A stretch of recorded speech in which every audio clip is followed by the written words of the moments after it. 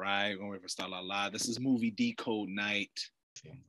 And then he's also being projected on the screen when like and in that moment, like this is like the early 2000s, like now that's completely normal. This is completely normal for someone to just like page in, to just zoom in. What we're doing right now, basically. Exactly. Kind of like ushering in that, like, get used to just watching people on the screen. This is how we're gonna interact with people, and then, hey, I mean, look, it's shit like that where it gets so tricky. It's like, man, they adjusting their camera, they got zoom in, but it's like taking it. Even this frame right here, carried away with like, this. But yeah, I mean, I'm over. No, I didn't even think about that. I was just like, oh, okay, they're holding the cameras, like whatever. They're holding the cameras, but then they also got to look at the positioning, like the framing of that image that is paused right now. Like you have the right side, there's all these red eyes, right? Yeah, and they're like doing like those shapes. How they're called? Like, I don't know. They look like backwards. There's like smiles, right? Yeah. And at the other side, you do have like these crystalline constructions, like the fractal architecture. So there is a lot of imagery here. Also, there is like this line represented by the mic that dude is holding. So it creates like sort of like a pyramid with him being a square. This I was gonna say this is like a Renaissance painting. Yeah, where like this exactly. Yeah, those kind of vibes. Yes, sir. Yes, sir. And then those paintings did like their symmetry too. Like they did like their storytelling in like in parts when it comes to those paintings as well. Like you can look at both, like you can look at 3 parts of this whole thing and then the whole. And then the context too of just like ushering in the millennium and getting used to like just this in general, like, oh yeah, he's gonna video in, like, and this even kind of being cool to people at the time, but now we're being forced to this, like those sigils kind of like making it okay, like, all right, y'all, get ready and pay attention to this. Like, I think that bothers me is you can see the blue, which means you can tell it's gas. Yeah. Yeah. Damn, movie magic fails. Sorry, I was being a Virgo for a second. Hey, it comes in handy. Man, Mario's freaking hating, bro. Hey, this is what I've been waiting for. Oh, oh shit. Let's go. Look at her space buns. Go ahead, girl. What's Leia doing here? I gotta fit in with the crowd. Is that what you're going to do?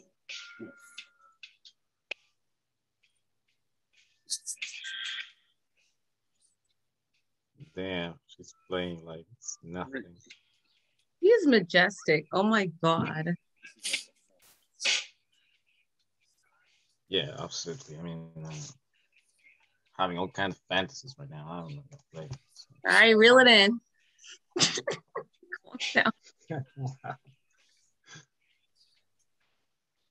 For real, I know I killed the vibe, but I just wanted to showcase the lotus flowers. Those are white. They're floating on the surface of the higher pools.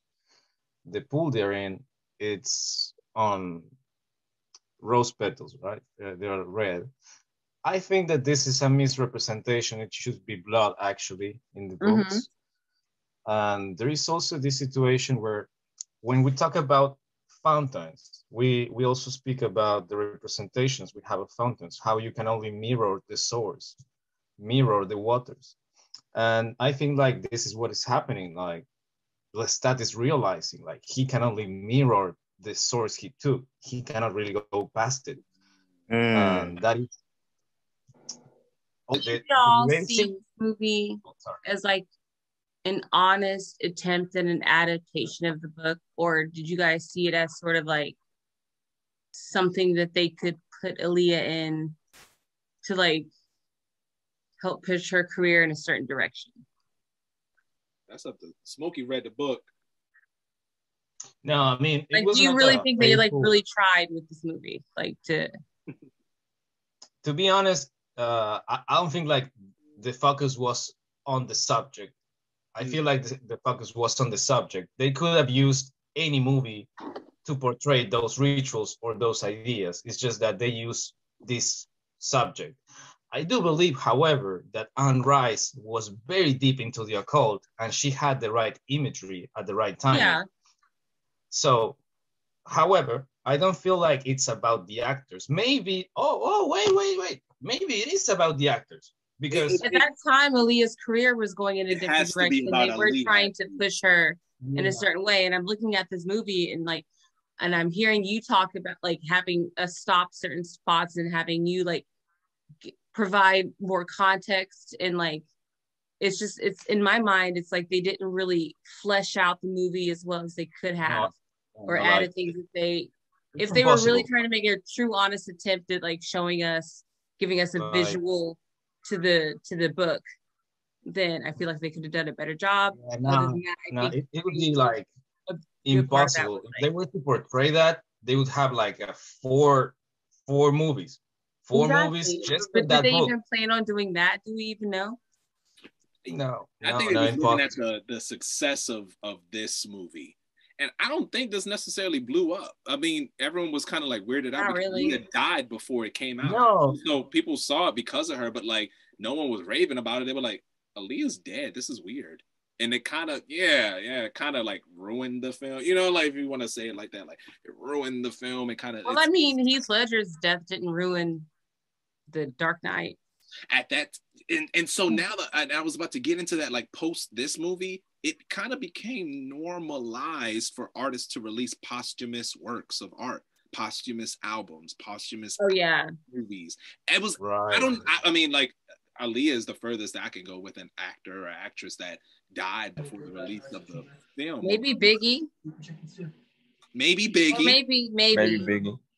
But I'm not sure if that was like before or after. He at least released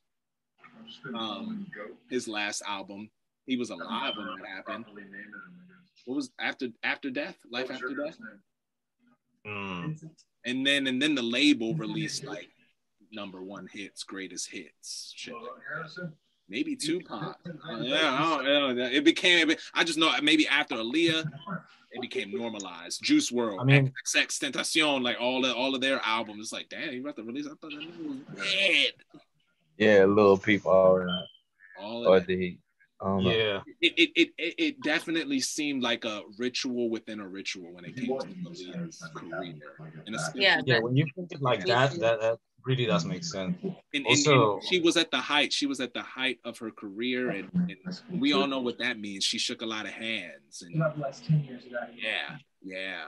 it's weird. It's clouded in occult, but I feel like with this, I kind of got a little bit closer because I don't like when things are just. Well, no, let me be careful. No regression for me. I got enough channels to look at on TV. Nope, don't need another channel. I'm not paying for that service. That's streaming service. You saw like the shame. That's the thing. She didn't want to live in shame. She wanted to create a world where the living would believe in them. So when she would be able to gaze into them and not see hell, they'd be worshiping them. That's what Akasha wanted to do. Huh? So, look, because I wrote that down. And you said right after she had said it, you was like, that's deep. It's like they believe in nothing, therefore they believe. Right, because they're not saying like no thing. Right. It's like nothing. It's like. So we will give them something to believe in. And so and then this was her mission, so just for them to praise her. Yeah, like, was it an authoritarian sort of praise, or, well, I guess it would be because she wasn't even the original source. So there's still got to be some sort of like, this is a system of how you acknowledge me, how you praise me. Even having Lestat play that. Every time a movie ends, I'll just be forgetting the characters. I was like, what was your name? Even her like him playing like and praising her through music, through the violin, and she's like, yes, you've pleased me, now drink. So sort of creating a kind of system like that for the humans. This being her mission, this kind of being her. Yeah. it's depicted that she wanted to create a world that they could drink by being like pretty much the only vampires like that, and they would have like a reconstruction of the world into an Eden or some kind of shit, but it would be a demonic shit because they and that's the other thing, like, led me to understand the accumulation of this idea of how the male energy is very vampiric to some extent. It's very male. It's very into the direction, into the motives. Even Akasha kind of hinting. Well, yeah. To put some perspective, like, because they really modified the movie from the book, like, by a margin. Oh, man. In the book, you have this perception of what's Akasha's game plan, and they actually skipped some very important scenes where we see Lestat use the power received from Akasha. And he originally goes into some third world country out there somewhere in Asia and just goes into a temple and destroys a really old vampire. But he destroys it like with the power of the mind. It's like he can now spark a flame as well. And it's also this ability to, like, he carry out a murder. He, in the book, he murders like 100,000 people. He doesn't give a shit. And then he also switches up and kills like Akasha in the end. But the end game of Akasha was like she wanted to kill all men. It wasn't about male or female. It was about in the book, it was about I don't know how to say it, like, I don't know, how is this? The partogenesis, you know, it was about that idea where it's only about the female. That's about what they were trying to put in our heads.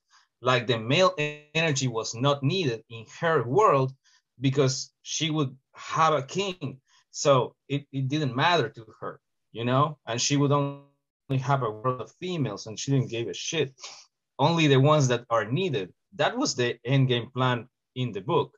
Okay. And she wanted to exterminate all humans. Like, she can live on immortal blood if she wants to. That's another thing. Okay. So also we have this situation that was not addressed about why the family, specifically that one, was important. And I mentioned a little bit about I mentioned a little bit about how they were ancient witches or something like that. Well, in the book, they present this idea that in Egypt, they killed everything that had red hair.